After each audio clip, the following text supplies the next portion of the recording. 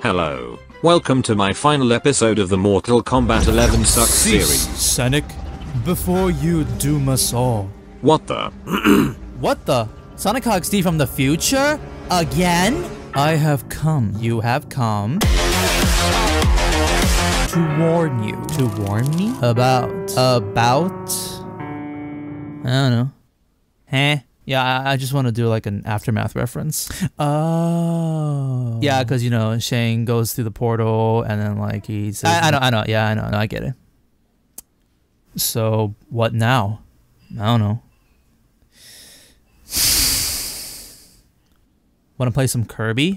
Kirby? Kirby! Kirby! Kirby! Kirby! Play your Kirby!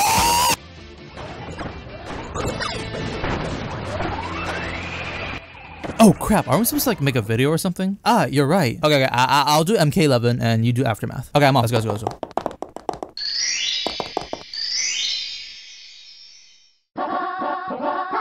Hello all you disgusting human beings. Welcome to Kronika Sucks Part 2, where we focus on what she does in Aftermath. You may think there's not a lot to talk about, but trust me. Have faith in me. This rabbit hole goes so deep that insert dirty joke here. So let me start by talking about the factions. In Aftermath, I would say we have three teams. Team Raiden, Team Kronika, and Team Shao Kahn, and also Secret Team Hacks Mode Liu Kang. Before I go crazy on Kronika, I would like to talk about Raiden first.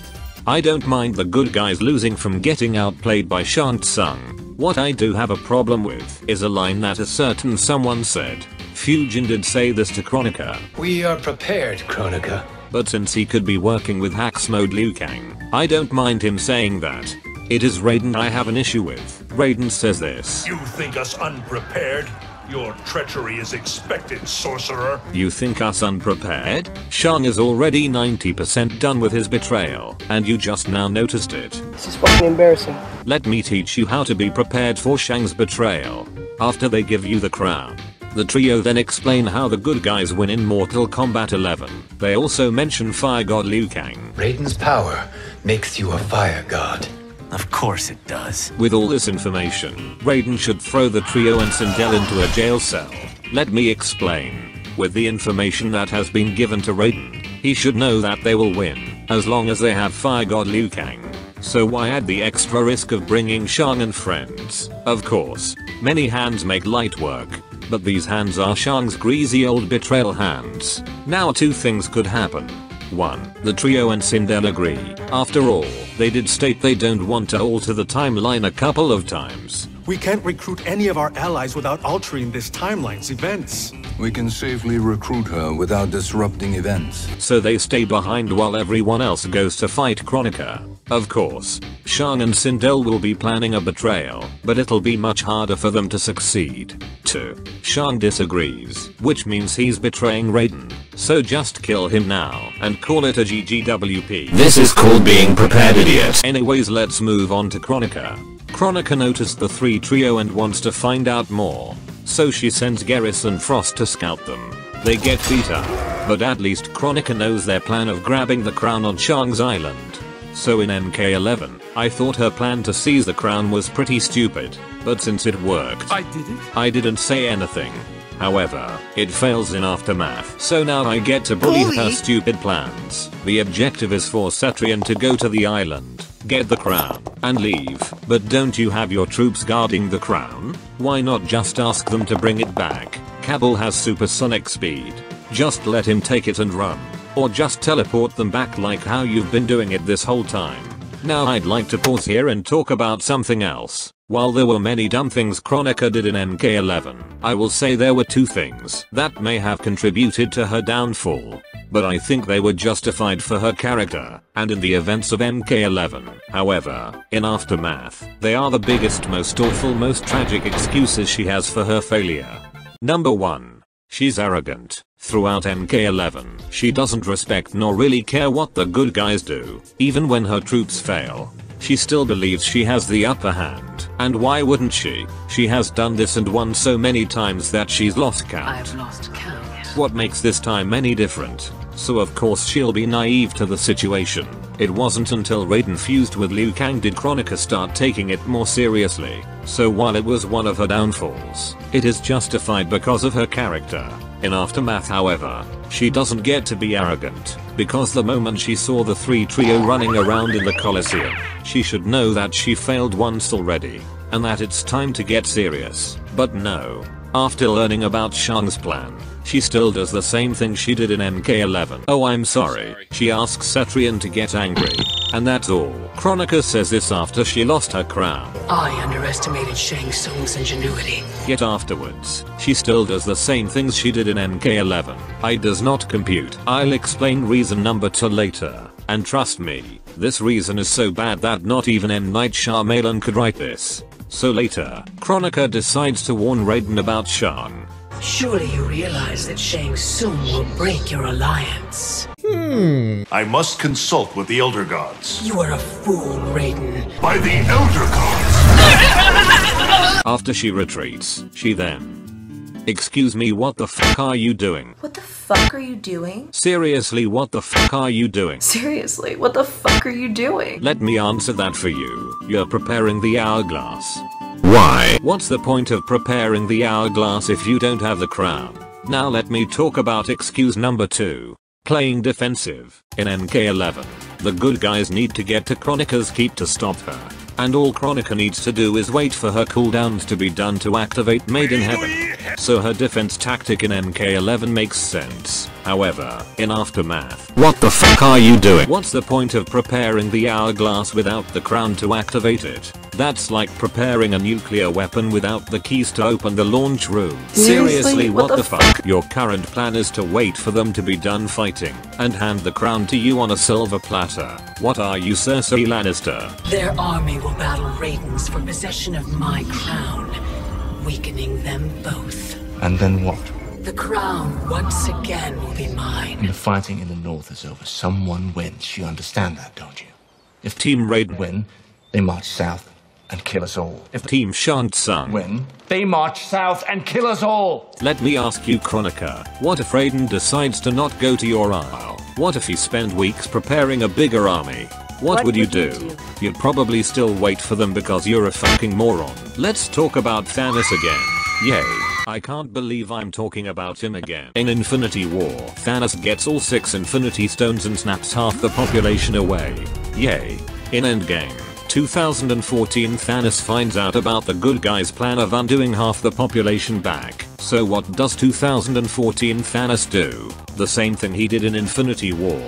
He collects Infinity Stones. Of course he does not do that. He directly assaults the Avengers headquarters. He tries to get the stones back from them himself. This is called adaptation. What did you do, bold lady? The same thing you did in MK11. Did I ever tell you what the definition of insanity is? Okay, I'm done ranting. The playing defensive tactic Kronika used really pissed me off, and it was probably the main reason why I made this video. But we're not done yet since you're so persistent on playing defensive. Let's look at what resources you have left. You don't have any outworld troops cause Shao Kahn failed to get them. Kano toyed with Sonya and Johnny, so you lost the Black Dragon as well. So that leaves you with some useless demon warriors, the Cybele Kui, and some revenants. Wait. Where are the Cybele Kui? The last time we saw them was in chapter 13, where they fight the trio, and then they never show up again. Not even for the final battle. Seriously, what happened to them? I just thought about something I said in my Frost Sucks video. She's the self-destruct button for all the Cybele Kui. Once Raiden defeats her, he EMPs her head, and all the robots get disconnected. If you beat her, you destroy half of Kronika's army. Yikes. So what if, by sending Frost to fight the trio, her defeat also caused the defeat of all the Cybele Kui, so Kronika threw away all her robots again?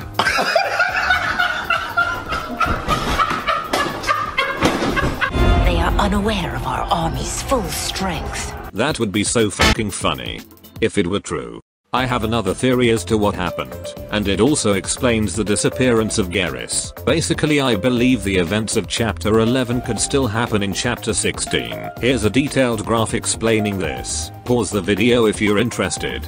And here's a TLDR for all you non-manga readers. I believe Kronika sent her fleet to Charon's ships just like she did in chapter 11. Which means Geras still got thrown into the Sea of Blood, and Frost still got disconnected from the Cybele Kui. However, this is all just a gay theory. This was never shown on screen nor did anyone mention it. I also have evidence going against it. This cutscene here. Perhaps we should send the fleet. No. Either one of these could happen. Regardless of which one you wanna believe, they both result in Kronika throwing away the Cybele Kui. So Kronika only has the demon warriors, and her opponents have Shockans, Tikatans, Special Forces, Shaolin monks, and the Crown. Let's see how well it goes. About as well as you'd expect. Okay Kronika, you're running out of time. You lost your advantage. You lost your crown. You lost your army. And they are coming up to your doorstep. All you have left are your worthless revenants. What should you do? Should you run away?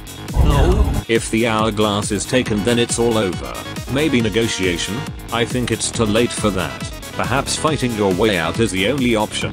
But not only do you have to deal with these S-tier characters, you also have to deal with the whole Outworld army. So is it truly hopeless? Are you completely finished? Wait. What's that sound I hear? I got it! Send someone back in time to warn your past self. This was an ability established in the beginning of the game. While I cannot restart history without the crown, You can send travelers back into the current timeline. And it doesn't even require the crown.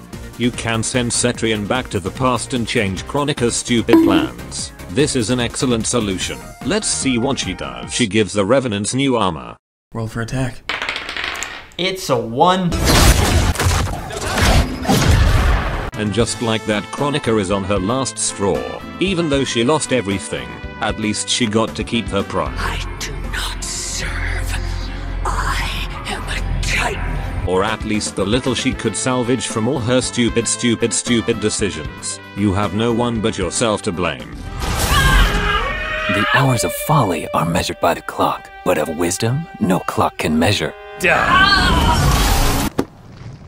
So it is written.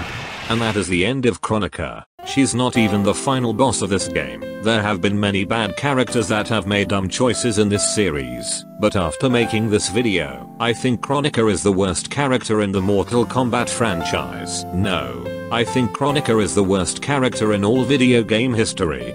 And that's all because Kronika sucks. Hey guys, what is up? SonicHaXD here, and thank you all so much for watching this finale. I will upload one more video called the Mortal Kombat Sucks movie, where I combine all my MK11 Sucks stuff into one big video. And I might even add some new things in it. Though my MK11 Sucks series ends, that is not the end of my Mortal Kombat videos, because my next video I'm going to be talking about Scorpion's Revenge. And trust me, I have a ton prepared. In fact, I have so much prepared that I'm going to be making 2 videos about that movie. It's going to be so much fun. This is the last episode. I'm not going to be making any more MK11 Sucks videos. The only exception is if they release a new story mode. I get a lot of requests on making other Sucks videos for other characters, such as Scorpion, Jade, Sindel, Skarlet, etc. But if you want to know why I'm not going to be doing Sucks videos on them, then please check the description. I'll explain why there. Though I say this is the last MK11 Sucks video, never say never. I might think of something new to talk about and I'll make a video about it. Who knows? But for now, this is the final. I want to thank you all again for following this series for 1 year now, actually, pretty much. The first video I uploaded was the KK Sucks video, and it's definitely been longer than a year. Honestly, if it weren't for you guys, I would have not made all these videos. But you guys motivated me to keep going, and I really, really appreciate that. I have one small request for the people who are still listening to this rambling part of mine. And I would really appreciate it if you guys help me out on this, and is to watch a video that I upload next year called What's Next. And in that video, I'm going to be talking about what I'm going to be doing in the future for this channel. And I would also really appreciate feedback on that video, because I really want to know what my fans want to see from me. So if you guys have any requests, if you guys have any like interest in some topics, that is the video that I would love to see the feedback for. So please check that video out when it comes out. I'm really sorry for kind of like advertising myself here, but like I really would appreciate my fans to watch that video, because the feedback in that video is very important for what I'm going to be doing next. And that concludes the series. Thank you all so much for watching, and I'll see you guys next time. Bye bye!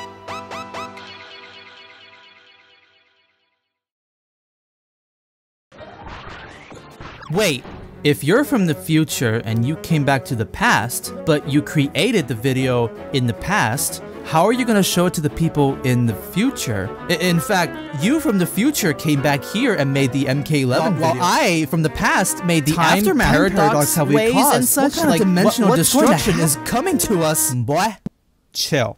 Listen, no matter how bad it is, no matter how much we messed up our timeline, at least it's not as bad as MK11's. I don't know how to get back.